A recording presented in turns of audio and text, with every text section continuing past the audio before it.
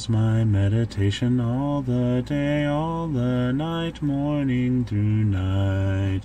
And I delight in the law of the Lord, and on his law I meditate day and night. Morning Meditations with C.J. Marshall.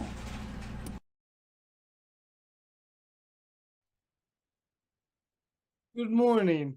We need to learn from past mistakes. There is a old saying, those who fail to learn from history are doomed to repeat it. And isn't that true? Think about Israel for a second. That they went through a period of uh, testing, and then they would be successful, and then they would fall, and the cycle would start all over again. And notice what Paul draws on here in chapter 10 of 1 Corinthians. He writes, "For I do not want you to be unaware, brethren, that our fathers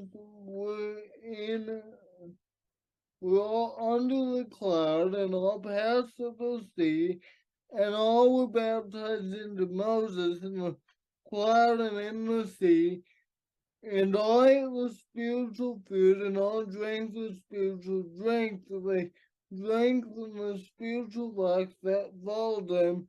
That rock was Christ." So in the Old Testament, even before the Israelites knew it, that's who he's talking about. Those who passed through the sea would be an allusion to the Israelites crossing over uh, as they're baptized into Moses.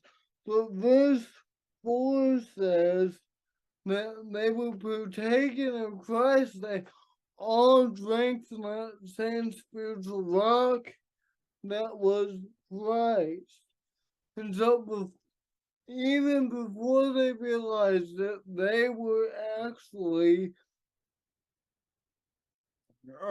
serving Christ and partaking of Christ, and he says in verse 5, "Nevertheless, with most of them God was not pleased, for they were overthrown in the wilderness." Even though the pre-incarnate Christ was with them, God was not pleased with them.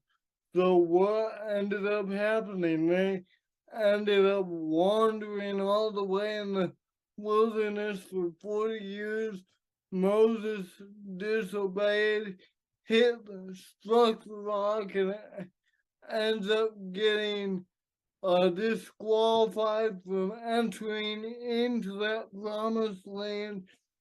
And Paul says now these things took place as examples for us, that we might desire evil as they did. And he tells us not to be adulterers. In verse 7, don't be sexual immoral. In verse 8, don't put Christ to the test. In verse 9, they were destroyed by serpents when they tested God in the wilderness. That's an allusion to Numbers 21. And he says, now these things happen, verse 11, to them as an example, but they were written down for our instruction, on whom the ages, end of the ages is come. So Paul says, pay attention to those who gone on before. Those Old Testament examples, pay attention to those, because those are examples of what not to do, and some good examples of what to do. And he says, therefore, let anyone who thinks he stands take heed lest he fall.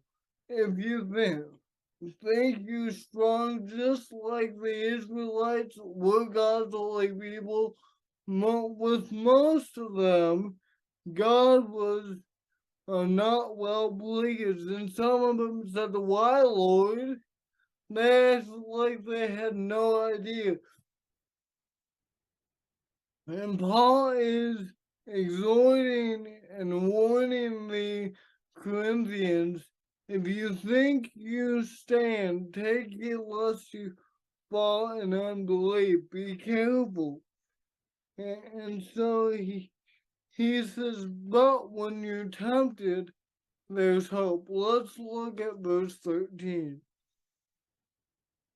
No temptation has overtaken you that is not common to man. God is faithful. I love that phrase. God is faithful.